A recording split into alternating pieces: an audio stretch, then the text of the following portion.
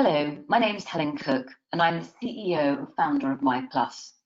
We were supposed to be delivering one of the keynote presentations at this year's NADP conference, and whilst we obviously aren't on stage in Kenilworth, I'm delighted to be talking to you now. Our vision is to ensure that having a disability doesn't prevent anyone from having the career that they wish to have. And for the last 14.5 years, we've worked with employers, students and universities to make this a reality. Now, you may be thinking, what does this have to do with me? I'm not involved in careers. However, supporting students to develop employability skills goes way beyond the remit of the Careers Service. At this year's NADP conference, you recognise that in order to provide the best quality support for the disabled community in your colleges and universities, you must yourselves be supported. You must work together effectively to produce the most positive outcomes for everyone, students and staff. So what does this mean when it comes to careers? Key reasons that students go to university are that they either wish to pursue a particular career or to help them to get a better job than they could have done if they hadn't gone. The same is true for students with disabilities, yet it remains considerably harder for them to find employment upon graduating than their non-disabled counterparts. To address this, the Office for Students set out its approach to improve equality of opportunity for underrepresented groups to access, succeed and progress from higher education. And the latest ADCAS research also calls for more action to remove barriers preventing disabled graduates from accessing and thriving in fulfilling careers. Therefore, when talking about positive outcomes for everyone, staff and students and staff, we have to talk about employment. For the student, this is about maximising their chances of transitioning into full-time employment. And for institutions, employability rates are just one of the key measures of success. Before I move on to look at some of the stats around disability and employment, I just wanted to remind ourselves of the importance of work. Whilst money is obviously important, the benefits go way beyond the financial. Work is good for us. When we're asked, what do you do? If you don't do anything, you're excluded. Work provides us with our sense of purpose. It's our reason to get up in the morning. It provides a sense of belonging. We develop our skills and capabilities. We contribute. We develop our self-worth. And it provides us with our social interaction. If you don't work, whether paid or unpaid, part-time or full-time, you'll be excluded from all of this. So let's just have a look at what's happening in the employment world for graduates with a disability. An increasing number of students at university have a disability, and this is a number that will continue to grow. Students with disabilities find it harder to find employment when they graduate than their non-disabled counterparts. Some students find it more difficult to gain work experience than their non-disabled counterparts. 76% of students do not wish to disclose their disability to an employer, which is a huge barrier to employment. Students with disabilities believe their disability will be seen as a weakness by an employer. And indeed, students with disabilities see their own disability as a weakness. So those are the facts, but what's behind these? The reasons that disabled students find it harder to gain internships, placements and employment are many and varied, and I can't possibly cover them all now. So I just wish to concentrate on 4 key areas. The first is that students aren't developing employability skills. This is probably the overriding reason that students with disabilities find it harder to gain internships, placements, employment. And it's because they aren't developing employability skills, instead believing that a first-class degree will suffice and spending their time studying to achieve this, rather than capitalising on all the opportunities that university has to offer. But employers are not just looking for good academics, they want individuals who demonstrate initiative, are proactive, can interact and take on positions of leadership and responsibility. In short, they want their hires to have employability skills. To develop these, individuals need to immerse themselves in all aspects of university life and take positions of responsibility.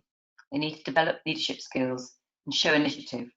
And this will involve students joining clubs and societies, volunteering, gaining work experience, and developing the skills required to successfully navigate recruitment processes. However, if you lack confidence, combined with the added challenge of managing your disability, getting involved can seem impossible. And if no one is challenging this or encouraging you to get involved, then you aren't going to change your behaviour. So now let's move on to low confidence levels and lack of confidence. It is human nature to compare ourselves to others, and it's too easy when comparing yourself to someone who isn't disabled to see yourself as the lesser or weaker candidate. And this is not surprising considering how competitive the graduate job market is, indeed any job market. Not surprisingly, individuals see their disability as a reason for being rejected, that once they tell an employer, they will no longer be wanted. And what they can't see is what's possible. They lack both role models and encouragement. A third reason is that they're not building their network. Obviously, if you're not getting involved in university life, whether it be clubs and societies, faculty events, and employer engagement events, you are not going to be building your network. And this is so important when it comes to employment. And I'm not just talking about building your network with employers, but also your colleagues, other students, university staff, all of whom have a positive part to play when searching and applying for jobs. And finally, students are often receiving conflicting careers advice. Students with disabilities require specialist careers advice to address questions such as, should I be open about my disability? What adjustments can I ask for and how do I do this? And how to account for differences in their CV, such as lower grades or a gap in their education.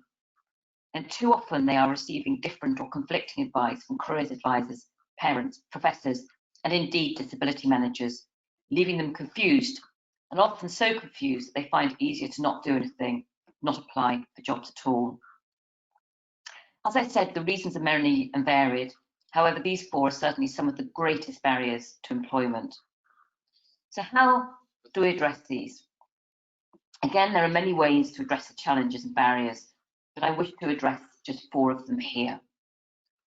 First of all, we need to challenge the assumptions of what's possible, both in terms of employability and getting a job, but also about getting involved in university life. It's too easy to get into a mindset that tells us what isn't possible, and this needs to be challenged, which isn't always easy. However, a really powerful way of doing this is through case studies and role models.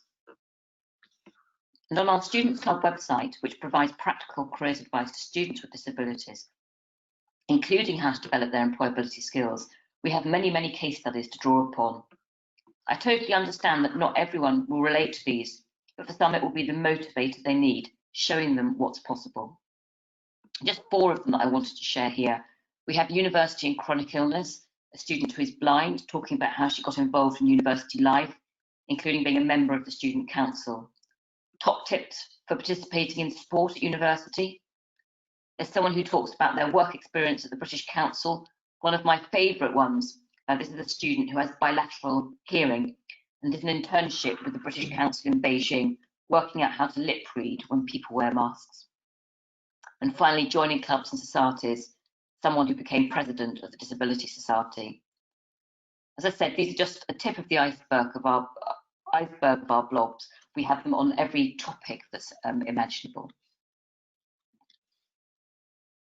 We also need to develop disability confidence across the organisation.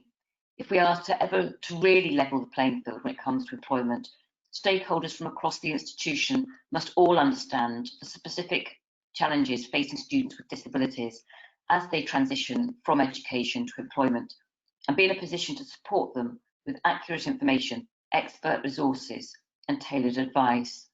This includes student support staff, careers advisors, and employability teams, as well as academic staff with a wider employability remit. And there is obviously a huge role for the Disability Service to play in making this happen and building disability confidence across the institution.